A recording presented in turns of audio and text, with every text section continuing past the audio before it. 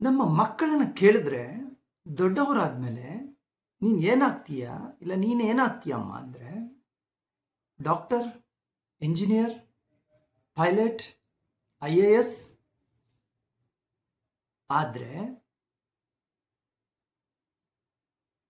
ಒಳ್ಳೆ ನಾಗರಿಕನಾಗಬೇಕು ಅಂತ ಎಷ್ಟು ಜನ ಹೇಳ್ತಾರೆ?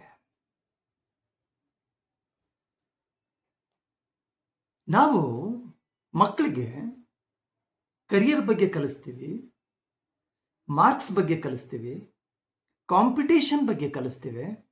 ಆದರೆ ಸಮಾಜದ ಬಗ್ಗೆ, ನಾಗರಿಕರ ಜವಾಬ್ದಾರಿ ಬಗ್ಗೆ ಕಲಿಸ್ತಾ ಇದ್ದೀವಾ?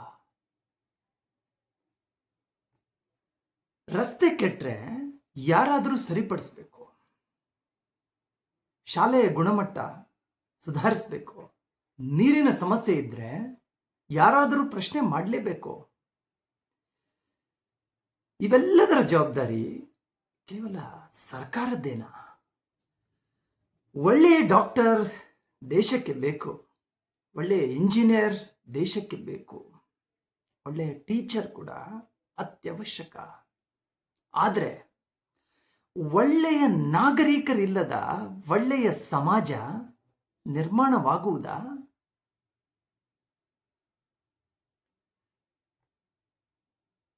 ಬಹುಶಃ ನಾವು ಮಕ್ಕಳಿಗೆ ಒಂದು ಪ್ರಶ್ನೆ ಕೇಳಬೇಕು, ನೀನು ಏನಾಗಬೇಕು,